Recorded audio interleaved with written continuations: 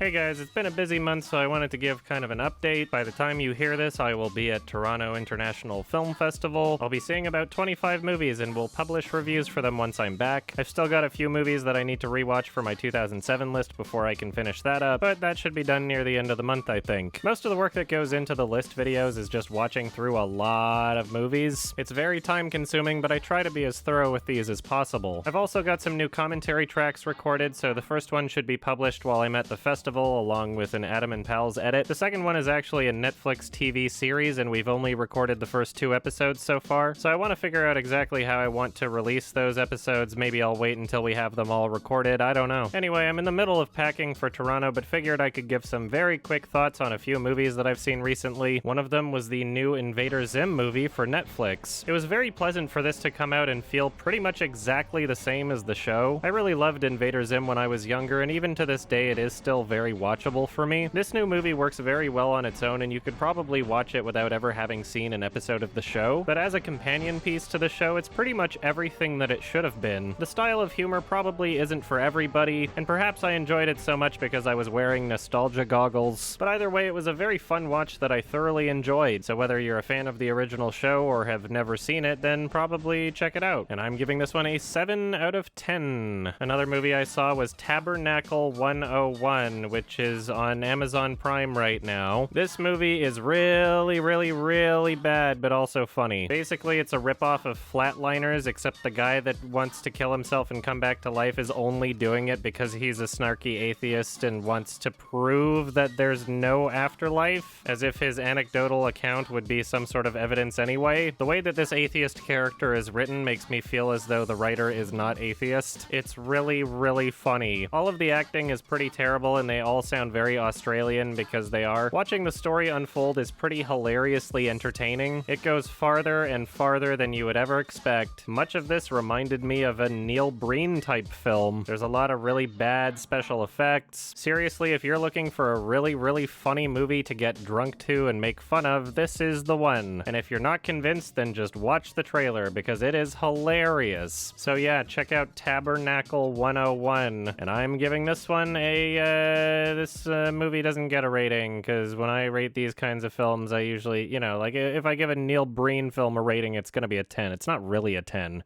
But I like to give them 10s. Just watch it. Another movie I watched recently was Taxi Driver. It's not a new movie, but I finally watched it. I know, it's crazy. I hadn't seen it yet, right? Isn't that weird? When it comes to classic films like this one, I don't really feel so rushed to get to them right away. If I saw every great classic movie all at once, then I'd have none left to discover. Watching this film for the first time was a truly special experience. It is no surprise at all why this film is held in such high regard. The music is absolutely fantastic. It's incredibly well shot and atmospheric. Robert De Niro's performance is amazing. To be honest, I don't think I've seen him act any better than in this film. It's very well written and serves as an interesting and disturbing character study, and Robert De Niro brings so much detail to the performance of this character. This is a truly awesome movie, and who knows, maybe I'll talk about it more after I've seen it for a second time, but for now, I'm kind of in a hurry. I gotta pack more stuff for Toronto, so go see it if you haven't already.